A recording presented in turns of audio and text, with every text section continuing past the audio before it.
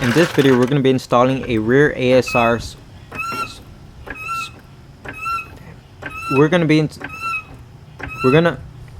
Damn it, I'll just wait. Finally, we're going to be installing an ASR rear. Damn it!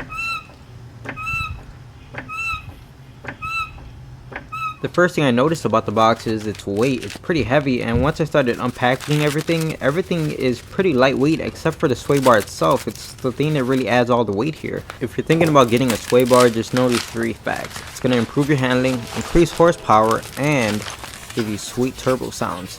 And you may have noticed that 2 of those facts are false. Don't hurt yourself now. Can't do it.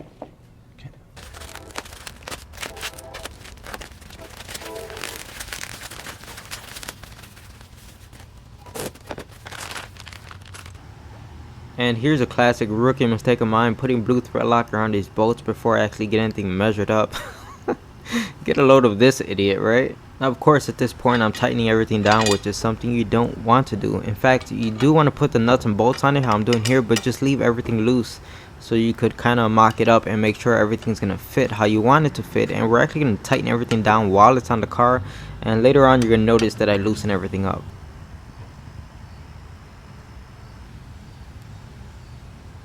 With the back wheels off of the ground, we're going to go ahead and remove the one bolt that connects the lower control arm to the body of the car, and we need to do that on both the left and the right side of the car.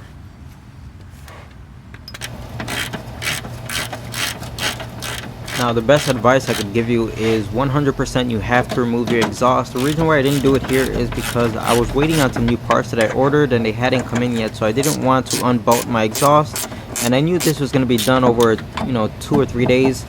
So that's why I was in no rush. But absolutely, the first thing you should do is remove your exhaust just to make the job way easier. At this point, you can see I've already loosened up the nuts and bolts that I previously tightened down with the blue thread locker, and once again we're back loose because I realized it just wasn't going to work that way, and these things have to be loose so you could get everything lined up. As you can see, I'm trying to line up the lower control arm with the ASR brace so I could put the bolt back in it.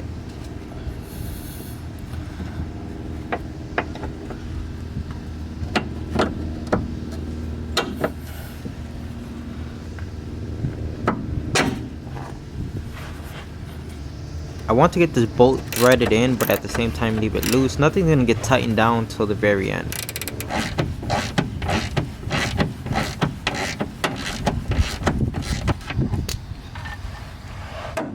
And of course, we're going to go ahead and install the bolt on the driver's side lower control arm. And once again, grab the world's smallest ratcheting wrench. I know what you're thinking. This guy's obviously compensating for something, right? And no, I'm not trying to... Look, a bird.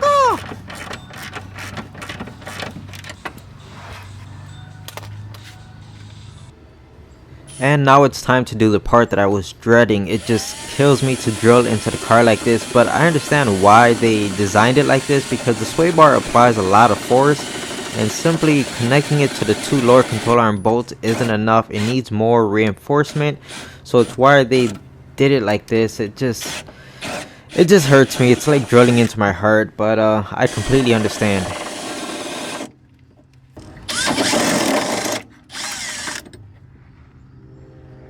And a quick test fit of the bolts.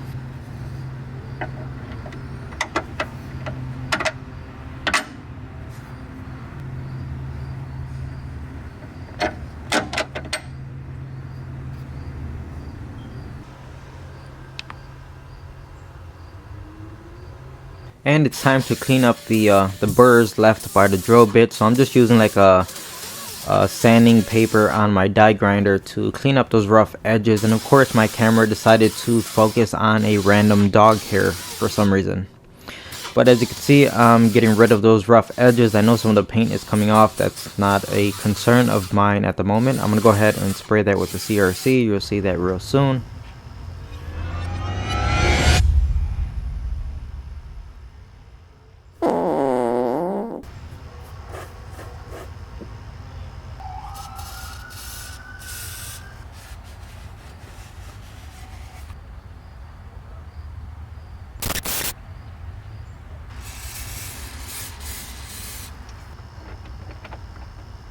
Now I have to torque down the nuts, and it's kind of a two-person job, so I came up with this neat idea to put a magnet on my wrench, and it holds the wrench in place while I torque the nut from the top side, as you can see.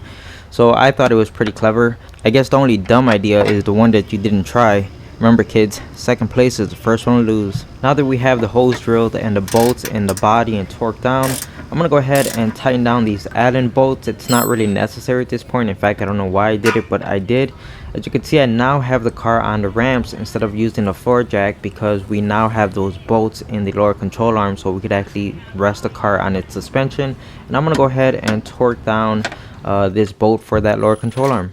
And now it's time to remove the exhaust. The reason why I was waiting on this is because everything's old and crusty. I knew it wasn't going to come off without a fight, so I actually ordered new hardware for it, and I was waiting for it to come in. But definitely remove the exhaust before you do anything. It just makes the job way easier, and this thing put up a real good fight, so I guess you could just watch my struggles.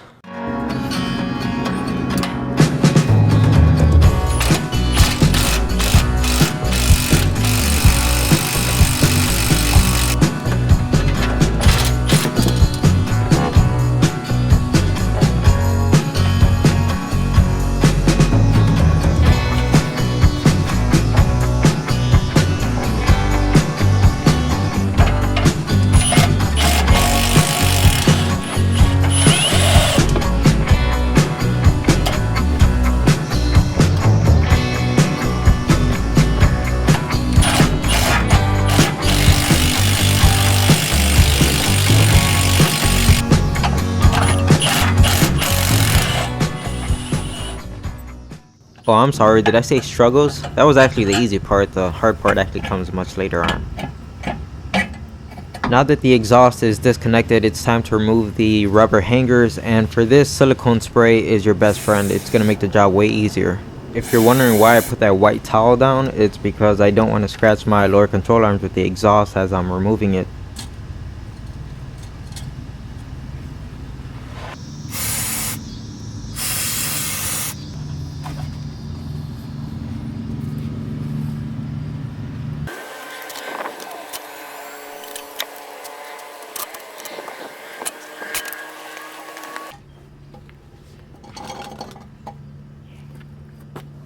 With the exhaust out of the way, we have more space to do more drilling on the passenger side. Unfortunately, you don't get as much space like you do on the driver's side, especially for that top hole. You're gonna have to come in at an angle, which isn't ideal, but I mean, unless you have a low profile drill bit and maybe some sort of right angle drill, that still might even be a really tight spot.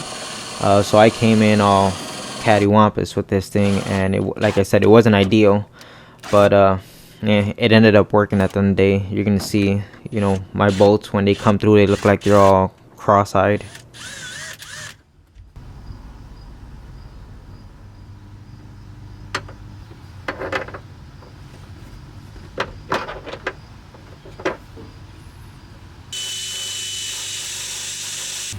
And of course, I used the CRC to spray everything down, and I got the plate on with some fiddling. Of course, torque down the nuts, and again, I used that trick with the magnet on the wrench to hold the backside. And here I am using that silicone lubricant to actually clean my dirty paws off of everything. I considered using brake parts cleaner, but I didn't know how that was going to affect any of the metals or leave any type of residue behind, so the silicone lubricant actually does a great job at cleaning. Here with the sway bar and the bushings, you want to make sure you're very generous with the silicone paste, because these type of bushings do tend to make noise if they're dry.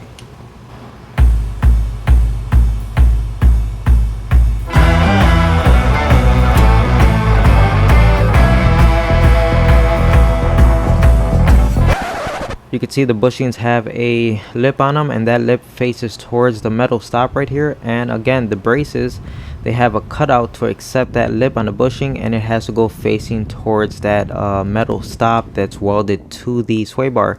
And I noticed my metal stop right here was slightly bent, so I went at it with this this soft mallet and just kind of gently knocked it back into place until it was straight, and it turned out pretty decent. And now comes the easy task of installing the sway bar, which is pretty straightforward because it's just 4 bolts, right? Until you run into some problems.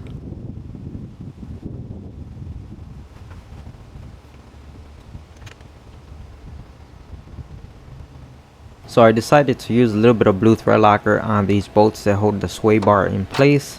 Yeah, and I'm using 1/4 inch tools, and if you look on top you can already see what's going on here. My socket is actually stuck up there, and I tried a few different things. I tried actually loosening all the bolts. I mean, the ones that we drilled into the body, the one that goes to the lower control arm, the one that connects to the other side of the brace. None of that worked. The only option I could see was either take the whole thing off of the car, which wasn't going to happen, or use my screwdriver or my prime bar to kind of push up on the floor right here and give me enough clearance to get my socket out of there. Yeah, that's crazy if you ask me.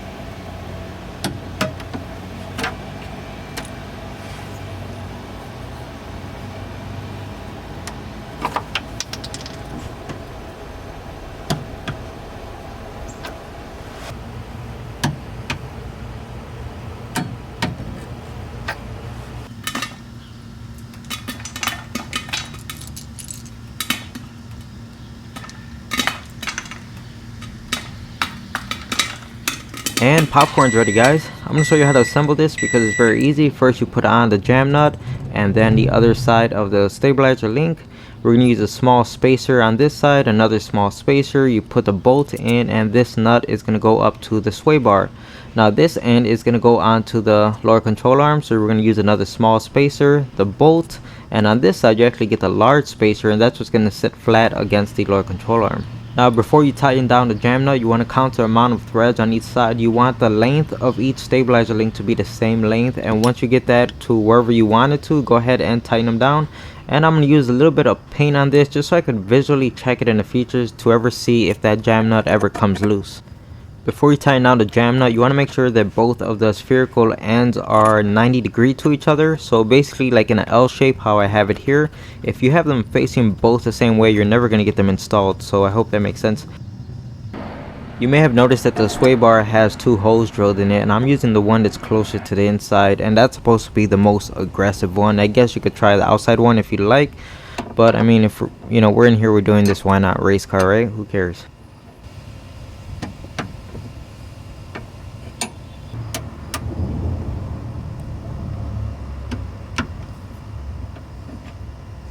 Looking from the back of the car, you can see that that paint works as a great visual indicator to tell if the stabilizer link has moved at all. And while we're down here, we might as well clean up a little bit. What kind of person would I be if I didn't turn on the car without a muffler? I'm not a monster.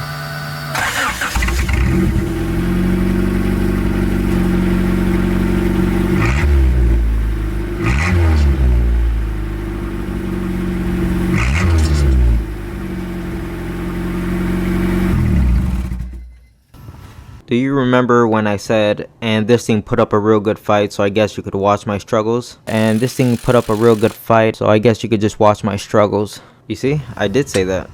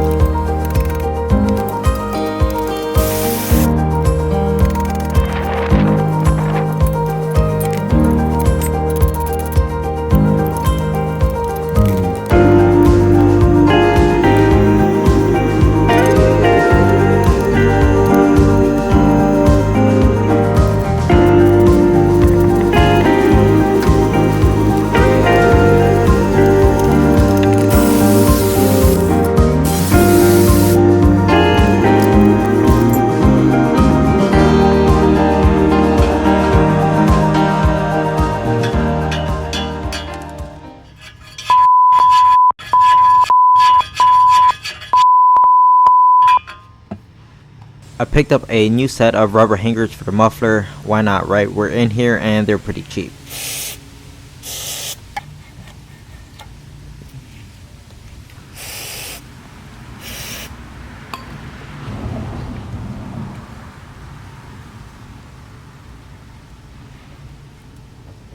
You may have noticed that the rubber hangers have a H in them, and that's because this is a Honda, not to be confused with the T-shaped ones that are for Toyotas, and the V-shaped rubber hangers for Volkswagens. The cow goes.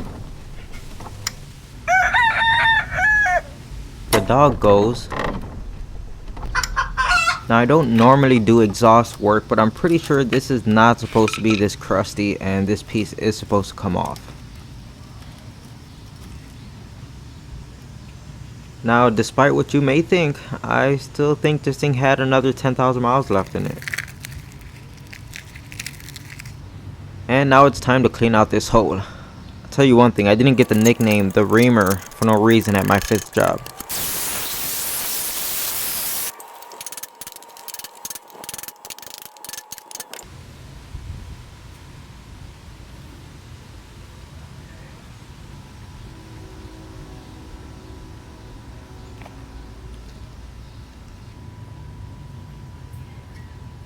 It's time to put the muffler back on the car, and I'm just using this rag to try to not scratch the sway bar.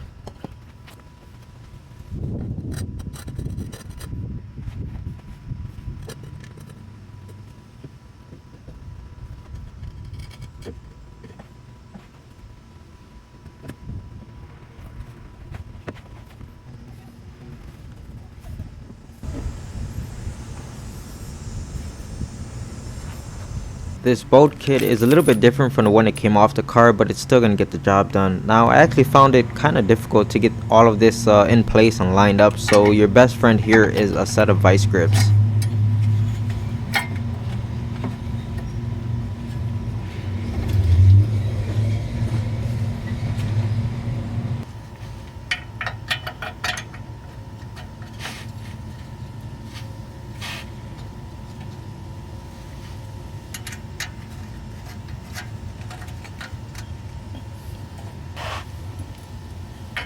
And that concludes the installation of the ASR rear sway bar on the CRX. I'm going to go ahead and include some photos I took with my cell phone while I was installing the sway bar. Very low quality for your pleasure. Don't forget to check out my other CRX videos. If you enjoyed this one, I have plenty more and plenty more to come. So if you liked the video, give it a thumbs up. And like always, thanks for watching.